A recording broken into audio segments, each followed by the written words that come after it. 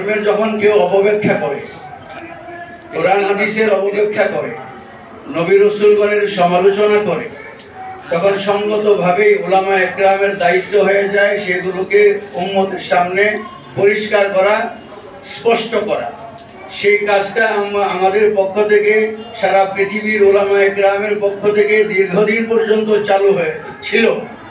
শেষ পর্যন্ত কোনোভাবেই যখন সাদ সাহেবকে বোঝানো গেল না, এমনকি এই প্রচেষ্টার অন্যতম আপনার রূপকার ছিলেন হযরত সাদ সাহেবের উস্তাদ মাওলানা ইয়াকুব সাহেব, হযরত সাদ সাহেবের উস্তাদ ইব্রাহিম দেউলা সাহেব।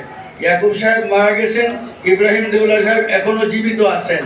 ওনারা চেষ্টা করে ব্যর্থ হওয়ার পরেই ওনার থেকে পৃথক হইতে বাধ্য হয়েছেন। কাজেই এখন আর বসার একটাই পথ, আমরা তো আর হককে ছেড়ে দিতে পারবো না। সাহেব সাহেব আজকে যদি তওবা করে ফিরে আসেন, কালকে আমাদের বিরোধ মিটে যাবে।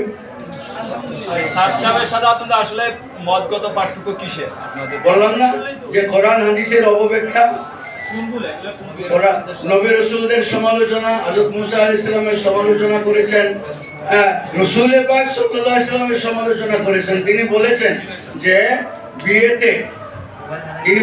যে বিয়েতে রুটি দিয়া, বিয়েতে কি দিয়ে না, বিয়েতে সাবু দিয়া অলিমা করা সুন্নাত। রাসূল পাক সাল্লাল্লাহু আলাইহি ওয়াসাল্লাম জয়নব বিনতে জাহশ নিজে যে বিয়ে করছেন, সেই বিয়েতে গোশত রুটি দিয়া অলিমা করার কারণে উনি ফিতনায় পড়েছেন। বলেন নাউজুবিল্লাহ। মুসা আলাইহিস সালাম 30 দিনের জন্য তুর পাহাড়ে গেছিলেন, 40 দিন যে অপেক্ষা করেছেন, এই 10 দিন অতিরিক্ত অপেক্ষার কারণে, অথচ অপেক্ষা করতে আল্লাহ পাক বলেছেন, এই অপেক্ষার কারণে উম্মতের 5 লক্ষ কত হাজার মানুষ, 88,000 মানুষ মুরতাদ হয়ে গেছে। বলেন নাউজুবিল্লাহ। এখন মুসা আলাইহিস সালামের সমালোচনা করবেন, রাসূল পাক সাল্লাল্লাহু আলাইহি ওয়াসাল্লামের সমালোচনা করবেন, সাহাবা একরামের সমালোচনা করবেন, হক্কানি উলামা একরাম তো উম্মতের সামনে গিয়ে সেগুলি স্পষ্ট করতে বাধ্য হবে। ওনার এই তাকরীরগুলো, ওনার এই বক্তব্যগুলোকে নিয়ে যখন দারুল দেওবন্দে যাওয়া হয়েছে, তখন দারুল দেওবন্দের ফতোয়া বিভাগ থেকে ওনার বিরুদ্ধে যে ফতোয়া দেওয়া হয়েছে যে উনি সত্য থেকে বিচলিত হয়ে যাচ্ছেন, সেই ফতোয়াটা এখনো অব্যাহত আছে।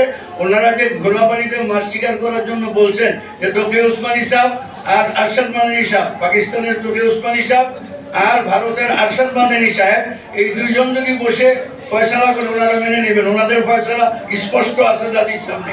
তকি উসমানী সাহেব বলছেন যে উনি যদি আজকে তওবা করে, কালকেই বিবাদ মিটে যাবে। উনি যদি আজকে আমিরি ছেড়ে দেয়, কালকেই বিবাদ মিটে যায়। ওনাদের স্পষ্ট বক্তব্য আছে। ধন্যবাদ।